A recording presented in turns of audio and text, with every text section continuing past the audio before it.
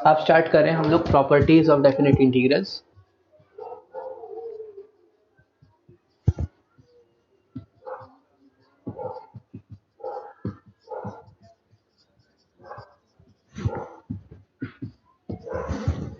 तो कुछ basic properties है जिनकी मदद से हम इन क्वेश्चंस को सॉल्व करने की कोशिश करेंगे।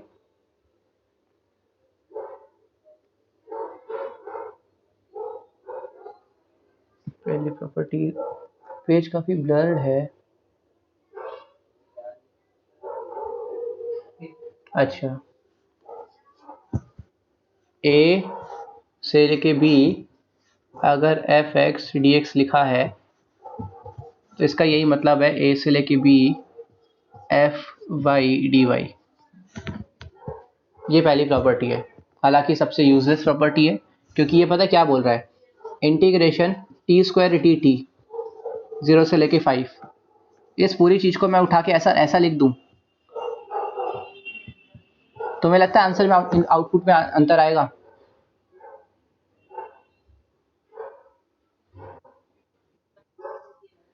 फ्रैंकली सोचो, बिल्कुल भी नहीं आएगा क्योंकि एड में वैल्यूज ही तो पुट करोगे। इसका भी इंटीग्रेशन करोगे तो ये हो जाएगा टी क्यूब बाय 3, इसका इंटीग्रेशन करोगे हो जाएगा एक्स क्यूब बाय 3, इसके अंदर वैल्यूज पुट करोगे तो इसकी वैल्यू हो जाएगी 125 बाय 3, इसकी वैल्यू हो जाएगी 125 बाय 3। मतलब बोले तो कि अगर हम इसको चाहे टी लिखे, वाई लिखे, डी लिखे, एक्स लिखे, जो मर्जी चाहो वो लिख लो इस वेरिएबल का नाम, उससे फर्क नहीं पड़ता। लिमिट सेम, फंक्शन सेम, तो आंसर सेम आएगा। समझ आ रही है मेरी बात? किसी को कंफ्यूजन तो नहीं है इसमें? मतलब वैसे दिखने में काफी ऑब्वियस सी बात है कि यार इस चीज का इंटीग्रेशन जब सेम आएगा, लिमिट्स पुट करोगे तो सेम ही आंसर आएगा। अब तुम टी की जगह एक्स लिख दो, डी वाई जो मर्जी तुमको लिखना वो लिख दो, आंसर पे तो फर्क नहीं पड़ेगा ना। तो पहली प्रॉपर्टी बहुत ही ज्यादा बेसिक है, ठीक है, पर है तो नोट करो।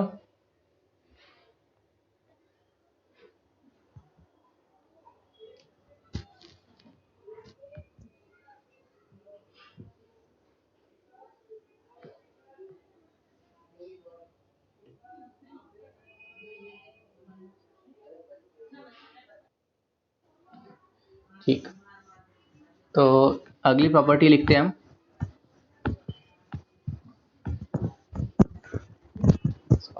क्या करना, सेकेंड प्रॉपर्टी यहां से थोड़ी सी काम की प्रॉपर्टी स्टार्ट होती है। अगर A B F x D X लिखा है और मैं इनके लिमिट्स इंटरचेंज करना चाहूं, लिमिट्स उल्टी कर रहा हूं, मतलब बी को नीचे लाना चाहता हूं, ए को ऊपर लेकर जाना चाहता हूं, तो कुछ नहीं होगा, मेरे आंसर में एक नेगेटिव साइन ऐड हो जाएगा। बोले तो अभी एग्जांपल जो लिया था उसी को लेके देखते हैं। एक्स स्क्वायर डी एक्स है, ठीक है, 0 से लेके 5। इसको सॉल्व करूंगा, मेरा आंसर क्या आएगा 125 बाय 3। ये अभी हम देखा था 1 सेकेंड पहले, इसीलिए डायरेक्टली लिख दिया।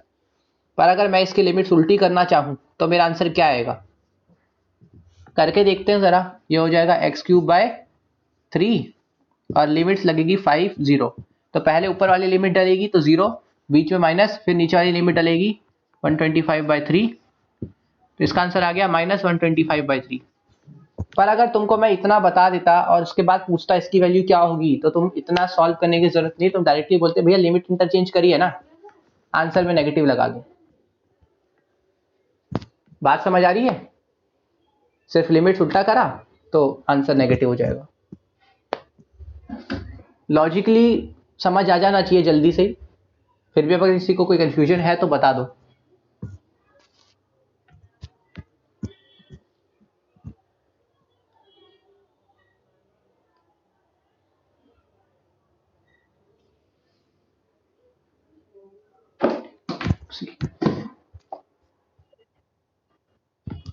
किसी को कोई कंफ्यूजन तो नहीं ना इसमें? मतलब काफी सिंपल सी प्रॉपर्टी है वैसे तो, पर फिर भी।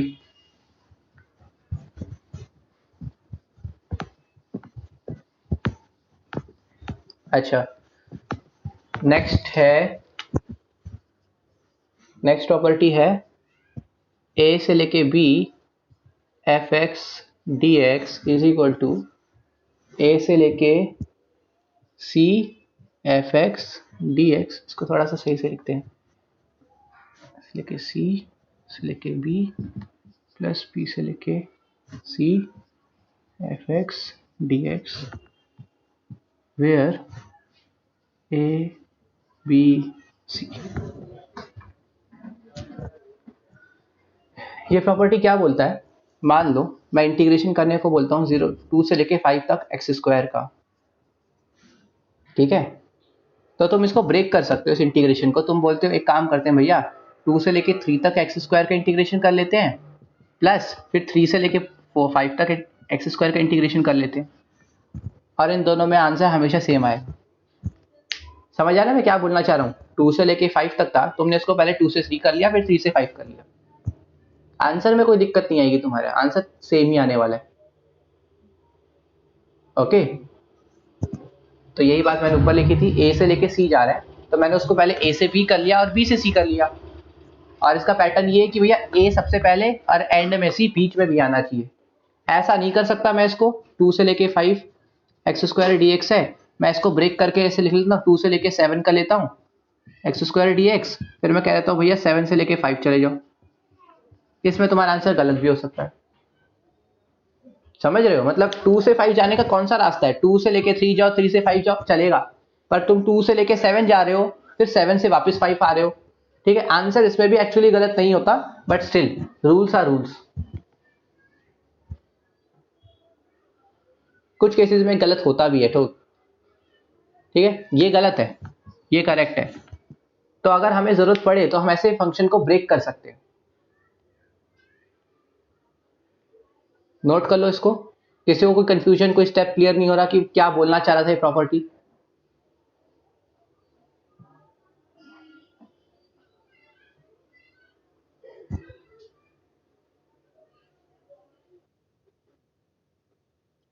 कोई दिक्कत नहीं, ऐसा ले लो ना तुम, 3 से 3 की जगह 4 ले लो, 4, बट ये है कि 4 2 5 के बीच में रहना चाहिए, राइट।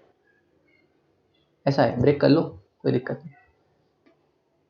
इसको नोट करो, फिर एक छोटा सा एप्लीकेशन दिखाता हूँ ये कहाँ यूज हो सकता है। अब देखो एक क्वेश्चन देख लो जिसमें हम लोगों को कंफर्म इसको यूज करना ही पड़ेगा, बिना इसके शायद क्वेश्चन को सॉल्व ही नहीं कर सकता। इंटीग्रेशन -2 से लेके 1 करना है मॉड एक्स डी एक्स का। अब प्रॉब्लम है तो मॉड एक्स का इंटीग्रेशन थोड़ी कर सकते हो यार, मॉड एक्स का ग्राफ देखा है ना कैसा बनता है, ऐसा ग्राफ बनता है। इसका इंटीग्रेशन नहीं कर सकते तुम, क्योंकि यहाँ पे अलग है इसका स्टाइल है, इसके बाद इसका स्टाइल बदल गया। तो मैं पता क्या बोलूंगा यार, देखो इसको ना ऐसे इंटीग्रेट कर लेते हैं, हमें कहां से का इंटीग्रेट करना है, -2 से लेके 1 तक इंटीग्रेट करना है ना, तो -2 से 0 कर लेते हैं और फिर 0 से 1 कर लेते हैं, है ना। तो इसको मैं लिख सकता हूँ -2 से 0 तक इंटीग्रेट कर लेते हैं और उसके बाद 0 से लेके 1 तक इंटीग्रेट कर लेते हैं, कोई दिक्कत नहीं। ऐसा क्यों किया, क्योंकि पहले डिफरेंट बिहेवियर था, बाद में डिफरेंट बिहेवियर था, एक साथ तो नहीं सॉल्व कर सकते थे ना तुम इसको, इसीलिए मैंने 2 पार्ट्स में बांट लिया। अब मैं कर सकता हूं, क्योंकि देखो -2 से लेके 0 तक एक ही बिहेवियर है, ये y is equal to -x की तरह बिहेव कर रहा है, तो यहां -x dx लिख दूंगा प्लस 0 से 1 x dx, क्योंकि यहां पे y is equal to x के जैसा बिहेव कर रहा है। ओके, और वैसे भी मॉड्यूलस फंक्शन के बारे में पढ़ाया गया था, तुम लोगों को बताया भी गया होगा, 11th में था ये खासकर। इसको हम ऐसे ब्रेक कर सकते थे, x when x is greater than 0 -x when x is less than 0, ठीक है।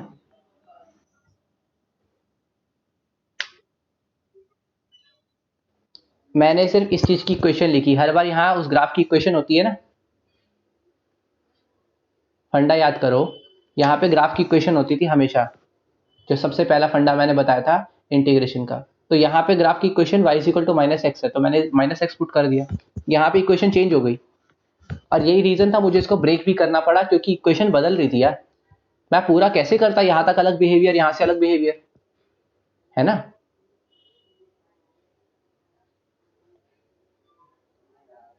किसी को कंफ्यूजन है इस क्वेश्चन में, मैंने इसमें क्या कर दिया, क्यों कर दिया।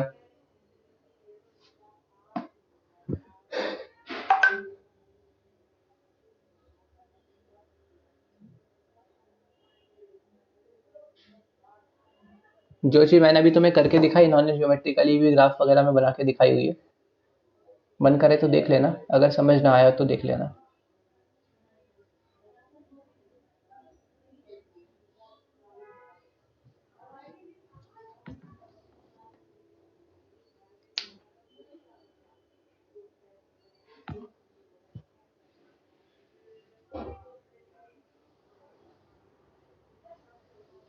नोट कर लो।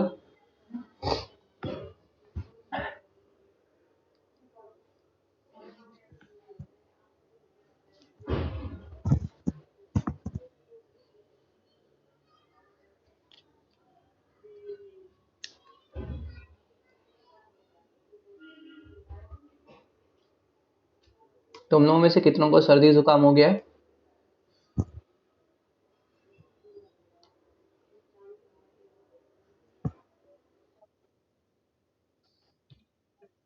अच्छा, मेरे को सर्दी हो गई यार।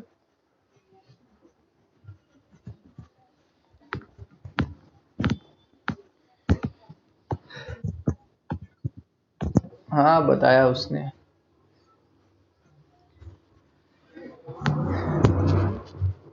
चलो अगली प्रॉपर्टी देखते हैं।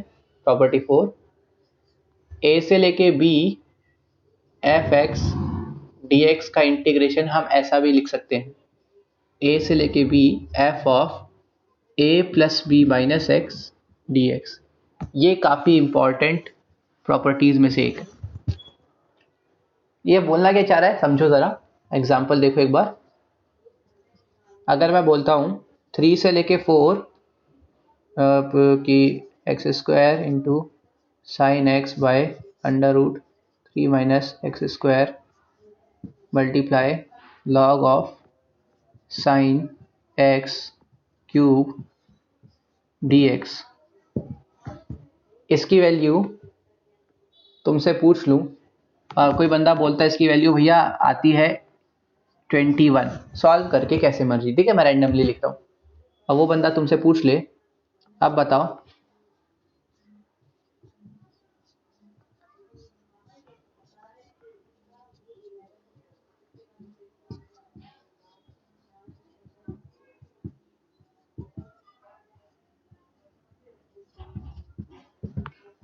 इसकी वैल्यू क्या आएगी। ऐसे क्वेश्चंस में अब तुम्हें देख के पहली बार एहसास हो रहा होगा कि ये जो प्रॉपर्टी दिखने में अजीब सी लग रही है, ये एक्चुअली में बहुत ज़्यादा पावरफुल प्रॉपर्टी है, क्योंकि इतने हैवी चीज जिसका तुम इंटीग्रेशन शायद नहीं कर सकते, कर भी लोगे तो गलत कर दोगे, क्योंकि काफ़ी डेंजरस सा एक्सप्रेशन लिया है मैंने। क्वेश्चन ने बोल रखा है इस चीज़ का इंटीग्रेशन करोगे 21 आएगा, और पूछा इसका इंटीग्रेशन कर दो। अगर तुम्हें इस प्रॉपर्टी के बारे में पता है ना, तो तुम लिख दोगे भैया इसका आंसर भी 21 ही आएगा। कैसे बोला मैंने, यहाँ x की जगह क्या लिखा होना चाहिए था, a plus B minus X. देखो a प्लस बी कितना है तुम्हारा 7, तो यहाँ जहां जहां x था अगर उसकी जगह 7 माइनस एक्स लिखा होगा तो आंसर सेम रहेगा। तो जहां जहां x था उस हर जगह पे मैंने 7 माइनस एक्स लिखा हुआ है, ध्यान से देखो। और इसीलिए इस प्रॉपर्टी की मदद से मैं सीधा बोल सकता हूं कि इसका आंसर भी 21 ही होगा। और अगर तुम्हें प्रॉपर्टी ना याद हो तो तुम सोच लो कि ये क्वेश्चन शायद तुम करोगे ही नहीं, पेपर में छोड़ के आओगे, क्योंकि इसका इंटीग्रेशन बहुत हैवी है।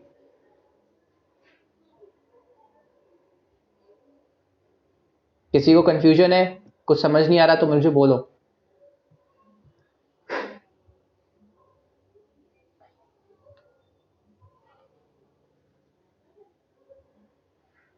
यामिनी क्लियर हो गया? कोई और तो नहीं, चाहत, जानवी?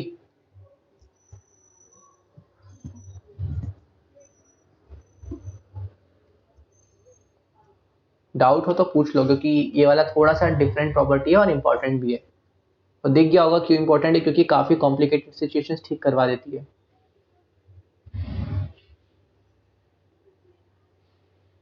नोट कर लिया? देखो प्रॉपर्टी ये बोलती है कि ऐसा एक्सप्रेशन है, इसकी वैल्यू तुम्हें दे रखी है, ठीक है, मतलब जो भी है एफ एक्स जो भी है उसकी वैल्यू तुमको दे दी ए से बी का इंटीग्रेशन करके। अगर x की जगह a plus B minus X लिख दिया जाए तो भी आंसर सेम रहता है।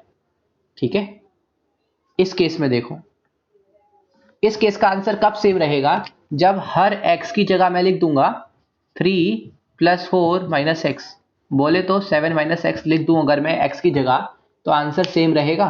इतनी बात क्लियर है जानवी?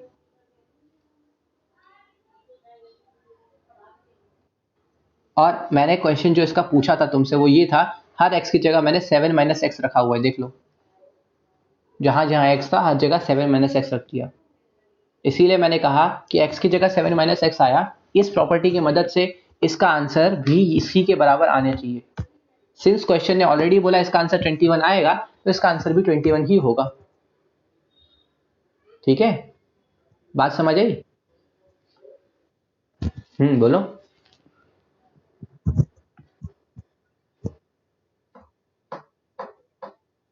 हाँ, पूरा होल स्क्वायर, जहां पे x लिखा है ना, सॉरी सही, यहाँ पे ना, ये कह रहे हो, हाँ ठीक ठीक, मतलब होल स्क्वायर आएगा ऑब्वियसली। ठीक है, तो लिख तो लिया होगा तुम लोगों ने, इरेज कर दूं?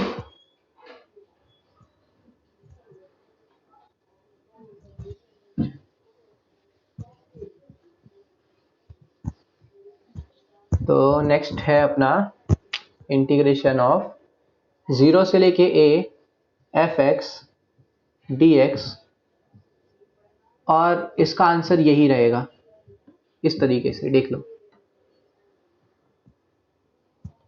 अगर तुम थोड़ा ध्यान से देखो ना, तो एक्चुअली ये प्रॉपर्टी कुछ नहीं, पिछली प्रॉपर्टी ही है। ध्यान से देखो, तुम्हें फील होगा ये प्रॉपर्टी पिछली वाली ही लिखी है। यहाँ पे क्या था, b था, a था, मतलब जो भी है, f(x) dx कब बराबर होता था, जब मैं यहाँ पे लिखता था a + b - x, राइट। इसमें कुछ नहीं है, इसमें इस b की जगह 0 लिखा है, तो ये क्या लिखा है, a - x ही तो लिखा हुआ है। समझ आया?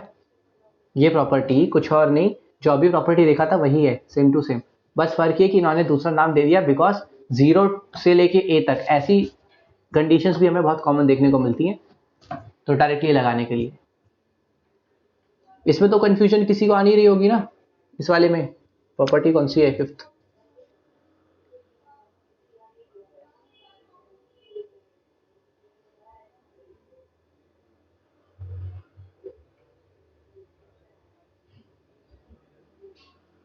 लिख लो।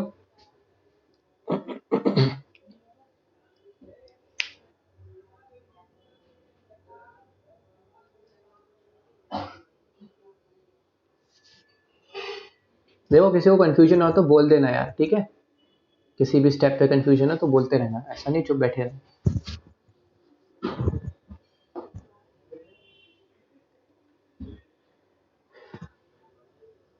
लिख लिया?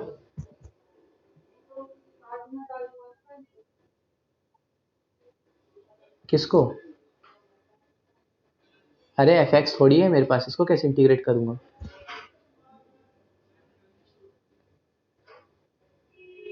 अगर मैं fx की जगह x³ ले लेता हूँ dx, तो इसका आंसर सेम तब रहेगा जब x की जगह a - x लिखा होगा। ये लो, ऐसा एग्जांपल दे सकता हूँ।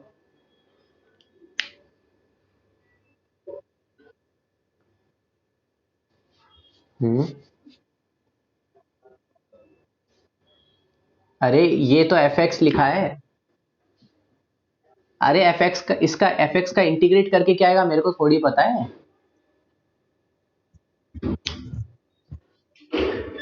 एक क्वेश्चन करके दिखा दूं इसके जैसा, ये बोल रहे हो? क्योंकि इसको इंटीग्रेट करने का कोई सेंस नहीं बनता। अरे मैं तुमसे कहता हूं यार, एक काम करो, एक फंक्शन का डिफरेंशिएशन कर दो। कैसे करोगे? एक फंक्शन का डिफरेंशिएशन कर दो, फंक्शन तो बताओ तब तो डिफरेंशिएट करोगे। ठीक है, इंटीग्रेशन करने के लिए अगर मैं यहाँ x³ लिख दूं, अब इसका इंटीग्रेशन कर दूंगा, पर यहाँ पे fx लिखा है, fx का मतलब है फंक्शन, बस function, इस फंक्शन का इंटीग्रेशन। अरे फंक्शन बताओगे तब इंटीग्रेट करूंगा ना, तो उसको सोल्व करने का क्या सेंस बनता है? एग्जाम्पल दे दूं अलग बात है।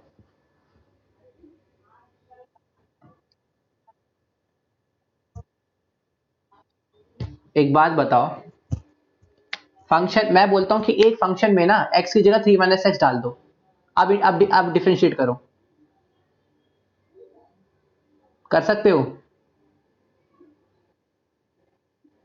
अलग अलग करो जरा। f of a minus x का डिफरेंशिएशन क्या होगा बताना।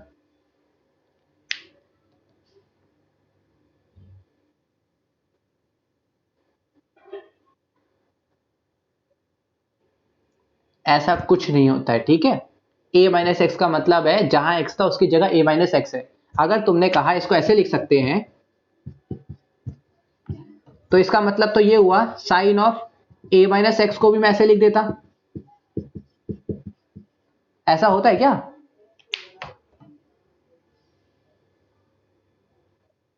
तो फिर ऐसे अलग थोड़ी कर सकते हो कि हाँ a और x को अलग अलग लिख दो। जहां x लिखा उसकी जगह a माइनस एक्स लिख दोगे। लेकिन देख लो ना, इस एग्जाम्पल को देख लो, ऐसे अलग करने का कोई सेंस नहीं बनता। ऐसे ये तो एक एक फंक्शन, ऐसे तो करोड़ों फंक्शन है। यहाँ पे मैं बोलता हूँ a और x को अलग लिखना है। अच्छा a माइनस, मेरा मेरा क्वेश्चन था एक्स स्क्वायर का, तुमने कहा अच्छा भैया x की जगह a माइनस एक्स लिख दो, तो इसको भी मैं अलग अलग कर देता हूँ।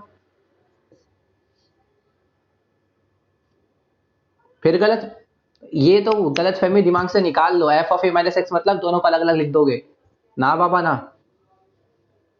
ठीक है।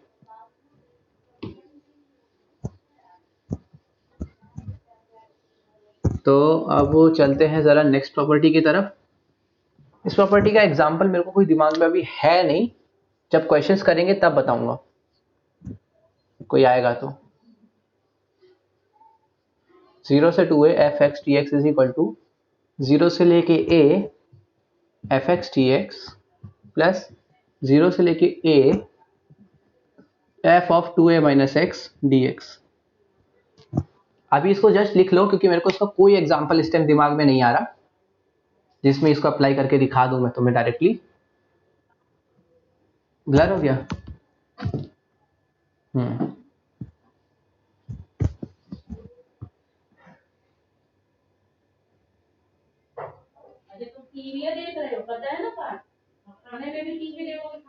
तो जस्ट नोट कर लो, इसमें कुछ खास अभी समझा नहीं सकता। बस ये है कि इन्होंने इस ऊपर वाली जो लिमिट है, इस 2a लिमिट को a और a में बांट दिया है, ठीक है। लेकिन हम ऐसे बांट नहीं सकते थे, ध्यान रखना। 0 से लेके 4 को,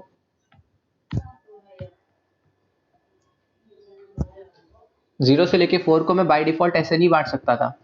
0 से लेके 2 नहीं, 2 से लेके 4 करता है, इसको याद है। 0 से लेके 2 फिर 2 से लेके 4 ऐसे बांट सकता था। समझ रहे मेरी बात? तो इस तरीके से बांटने के लिए हमें ये वाला थ्योरम यूज करना पड़ेगा, जो भी है। एग्जाम्पल्स में कुछ दिखेगा तो बताऊंगा।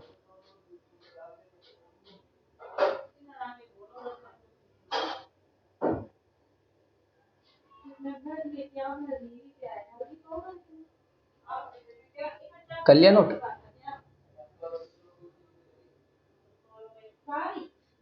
अब एरेज कर दूं ना? कोई कुछ बोल ही नहीं रहा। जानवी तुम्हारी ड्यूटी होती है ना, जिस दिन पूजा नहीं आती तो बोल दिया करो एटलीस्ट।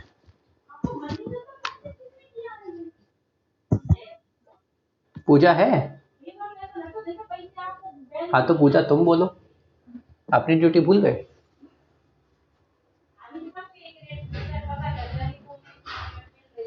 अब ये एक काफी इंपॉर्टेंट प्रॉपर्टी है, वेरी वेरी इंपॉर्टेंट। अगर ऐसा कुछ दे दिया जाए, ठीक है, माइनस ए से ए जा रहा है, तो इसके शॉर्टकट में जल्दी से दो आंसर निकाले जा सकते हैं। इज इक्वल टू, या तो इसका आंसर 0 आएगा या इसका आंसर आएगा 0 से ए ऑफ एफ एक्स का ट्वाइस।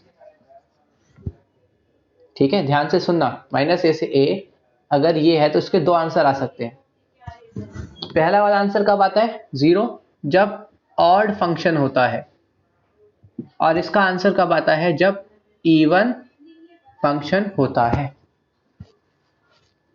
एग्जाम्पल के लिए, ऑड फंक्शन इवन फंक्शन तो पता है ना? कोई ऐसा है जिसको ऑड और इवन फंक्शंस नहीं पता?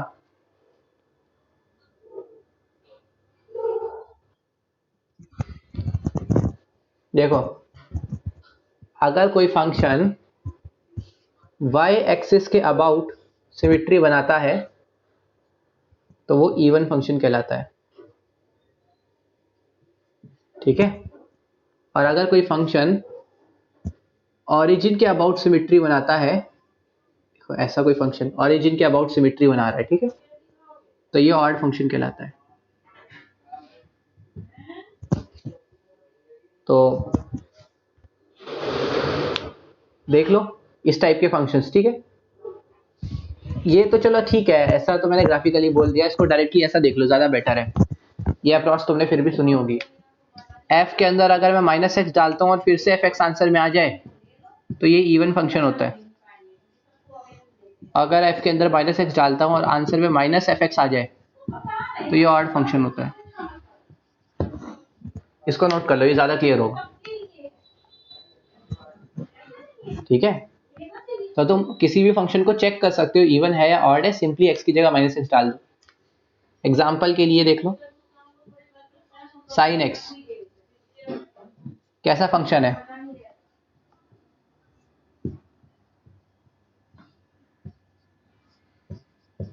बताओ, साइन एक्स कैसा फंक्शन है? ट्राई करो।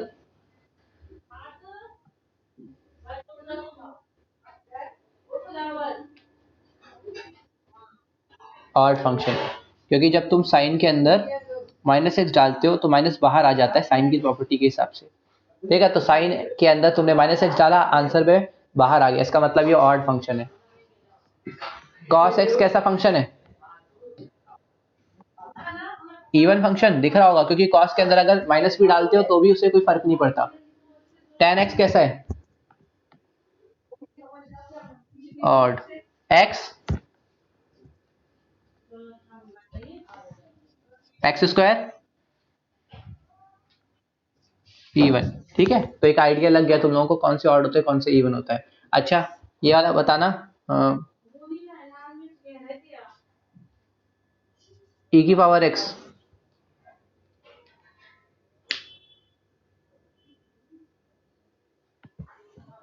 ये कैसा? ये नाइदर और नॉर इवन है, क्योंकि माइनस एक्स डाल दो तो ई की पावर माइनस एक्स, यानी कि 1 अपॉन ई की पावर एक्स, ये तो डिफरेंट ही हो गया। तुम्हारा फिगर या तुम्हें आंसर कैसा चाहिए था? या तो तुम्हारा आंसर ये आना चाहिए था ई एक्स, या फिर तुम्हारा आंसर आना चाहिए था माइनस ई एक्स। अगर प्लस ई एक्स ही आ जाता तो इवन हो जाता, माइनस एक्स आता ऑड होता। और तुम्हारा आंसर क्या आ रहा है? 1/x, जो कि कुछ भी नहीं है इसमें से, तो इसका answer neither even not odd. तो ये भी फैक्ट है, हर एक फंक्शन इवन या ऑड होगा जरूरी नहीं है। तो इस प्रॉपर्टी को लगाने से पहले ये बात जरूर सोच लेना कि फंक्शन इवन या ऑड में से होना चाहिए। कई बार स्टूडेंट्स पता है क्या करते हैं, आदत हो जाती है ना जब, क्योंकि उन्हें पता है बुक में अगर ऐसा क्वेश्चन आएगा -5 से 5, -3 से 3, -10 से 10, -π/2 से π/2, तो उनको क्या लगता है कि यार ये तो ऑड या इवन फंक्शन का क्वेश्चन है, और लोग जल्दी से आंसर लिखने की कोशिश कर देते हैं और कभी ना कभी गलती कर देते हैं। मत भूलो, अगर उन्होंने इसके अंदर कोई और फंक्शन डाल दिया जो इवन या ऑड नहीं है तो इस प्रॉपर्टी का कोई सेंस नहीं बनेगा उस जगह पे, ठीक है। तो माइनस इसके साथ का है, नोट कर लो, फिर पूजा बता देना।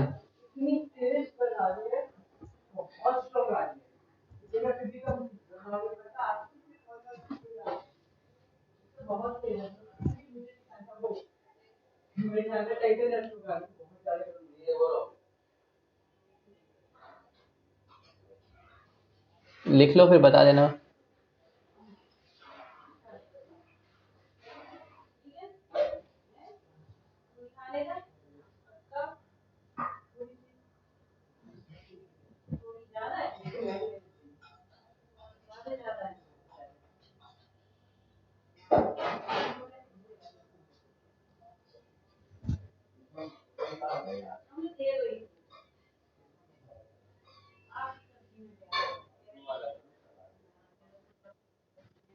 ठीक है, क्या वो पूजा बोल नहीं रही है, उसकी आवाज नहीं आ रही?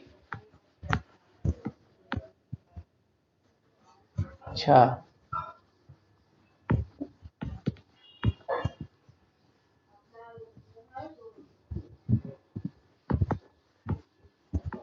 तो अगली प्रॉपर्टी है हमारे पास, जो भी नंबर है, शायद 8th है,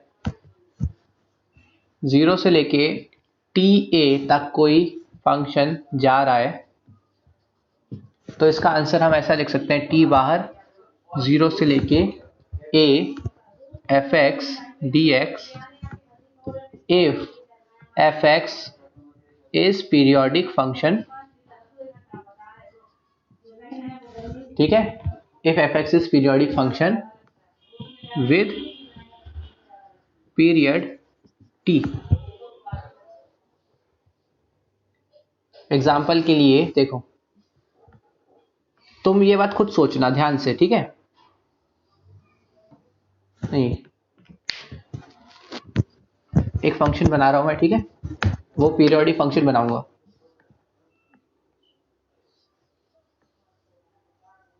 मैं थोड़ा ज्यादा ही गंदा बना दिया।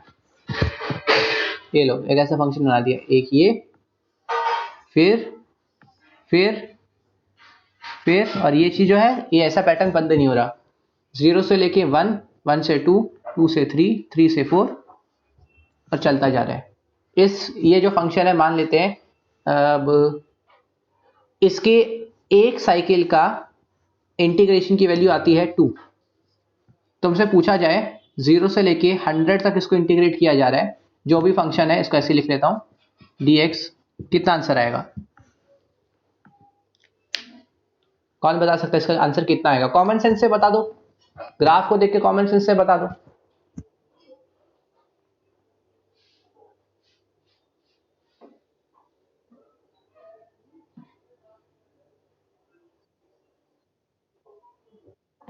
हंड्रेड नहीं, 200।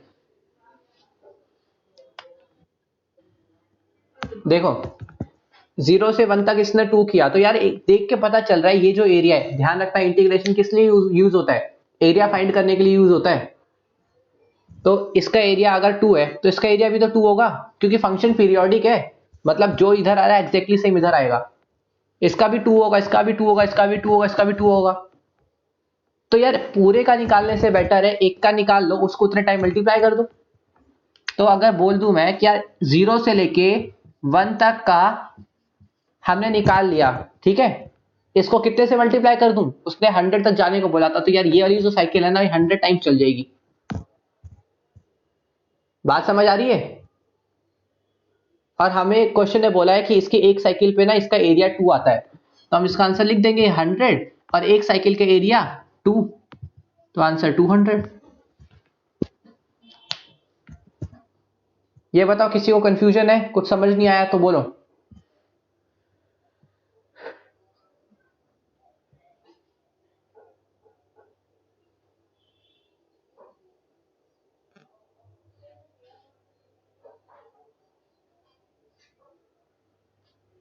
सबको समझ आ गया? तो यहां जो मैंने t इंटू ए लिखा था ना, उसका यही मतलब था, जैसे ये है, ये 100 इंटू 1 लिखा हुआ है जो इसका टाइम पीरियड है। तो हम लोग इतनी बार करने के बजाय t बाहर निकाल लो, बच्चे को इंटीग्रेट कर लो, ज्यादा आसान हो जाएगा। लेकिन ये भी सिर्फ तब लगा सकते हो जब पीरियोडिक फंक्शन हो, हर फंक्शन पे नहीं, क्योंकि हर फंक्शन ऐसा पैटर्न फॉलो करे जरूरी नहीं होता। ओके, नोट कर लो, फिर जानवी तुम बोल देना, नोट कर लो। तो पीरियड ये तुम्हें पता होना चाहिए, किस चीज का पीरियड कितना है, कम से कम कुछ बेसिक वालों का तो जरूर। इसको नोट करो, मैं एक दो बेसिक फंक्शंस बताता हूं जिनका पीरियड तुम्हें पता होना चाहिए। पता हो जाता है अगर तुम्हारे में एक्चुअली पीरियोडिक फंक्शन वाला टॉपिक ना फंक्शन चैप्टर से कट गया था, याद है? फिर भी मैंने तुमको थोड़ा थोड़ा आइडिया दिया था पीरियोडिक का मीनिंग क्या होता है। वहां पे हम लोग पीरियड निकालना भी सीखते हैं पीरियड निकालना भी सीखते हैं और पता भी करना सीखते हैं कि कैसे कौन सी चीज पीरियोडिक है या नहीं है।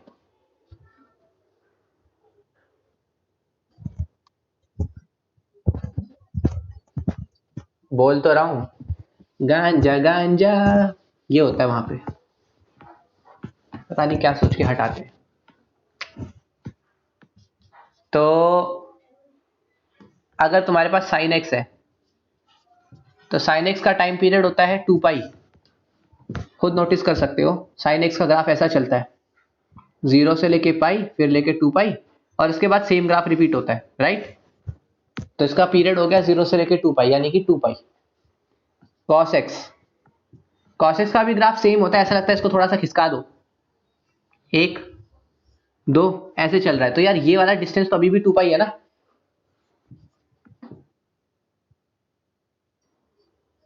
ग्राफ नहीं करना तुमको, कॉस एक्स साइन एक्स के ग्राफ नहीं पता तुम्हें।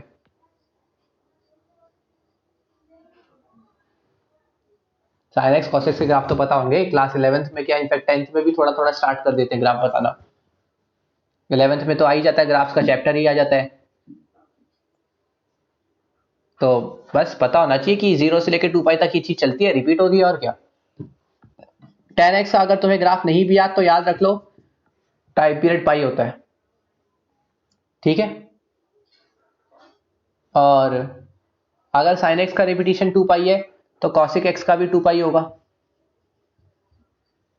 कॉस एक्स का यानी कि सेक एक्स, इसका भी 2 पाई होगा, क्योंकि ये इस पर रिपीट कर रहा है, वो इसका रेसिप्रोकल ही तो है, तो वो भी वैल्यूज रिपीट करेगा ही करेगा। और tan एक्स का उल्टा यानी कि cot x, तो cot x का भी पाई होगा क्योंकि वो tan का उल्टा है। ओके, तो ये कुछ पीरियोडिक फंक्शंस के बारे में जानकारी दे दी है। अगर मैं मॉड ऑफ साइन एक्स कर दूं, मॉड ऑफ कॉस एक्स कर दूं, तो इनका पीरियड चेंज होके पाई हो जाता है।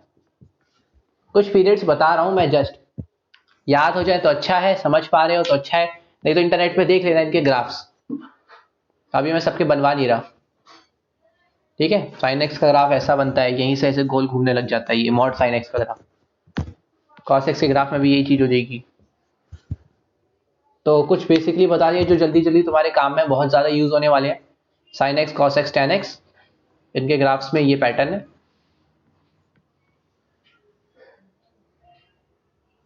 तो नोट कर लो, काम आ जाएगा कहीं ना कहीं।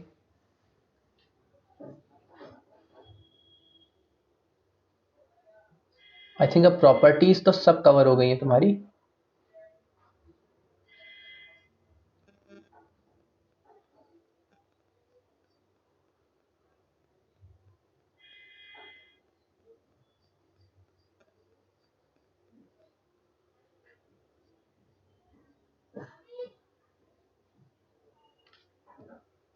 एक बार चेकआउट करना कोई कि इसमें इन प्रॉपर्टीज के अलावा कुछ और तो नहीं है अपनी बुक में। मेरे में बड़ा धीरे धीरे स्क्रॉल होता है। Integral as a limit of sum तो छोड़ना ही है, तो उसको भूल जाना।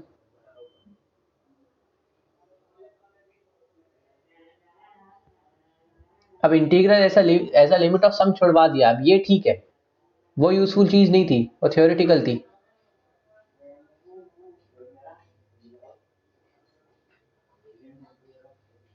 ठीक है। तो इस चैप्टर की थ्योरी ओवर हो जाती है इसके साथ, मतलब फॉर्मूलाज और थ्योरम्स वगैरह।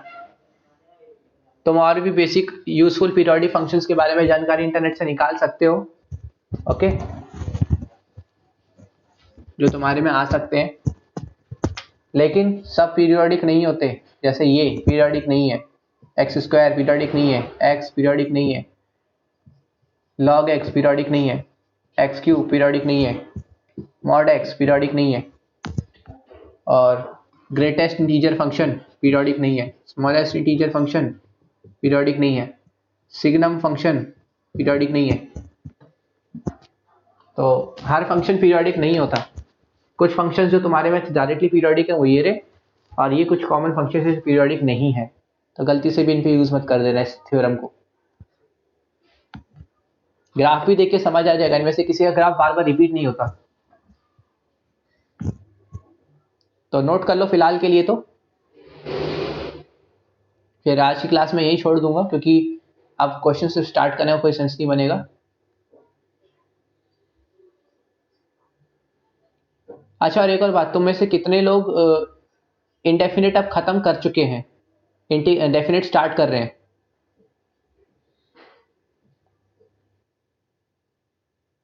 और कौन कौन, कौन कौन फिर बता दो, अपना सब बता दो, कौन कौन कहाँ कहाँ पे है इस टाइम। बीच में एक दिन का गैप भी दे दिया था तुम्हें, तो ध्यान रखना, मैं एक्सपेक्टेशंस तो थोड़ी ज्यादा करूंगा ही।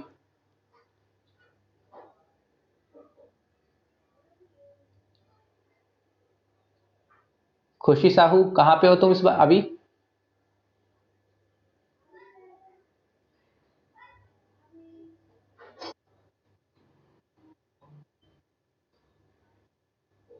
कहाँ? तुम्हारी आवाज कुछ ज्यादा दब गई। अच्छा यामिनी तुम?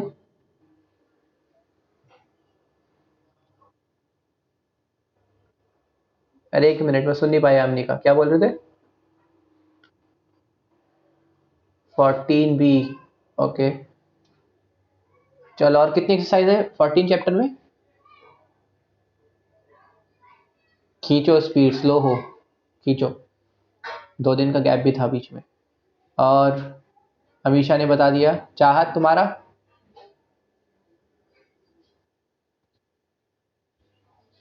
अच्छा।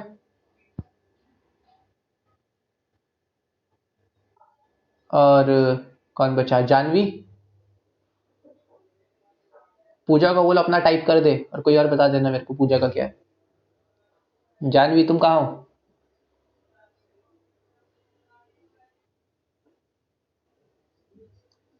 ऐसे पीछा नहीं छोड़ूंगा कि लास्ट में लीव कर दोगे तो चल जाएगा काम।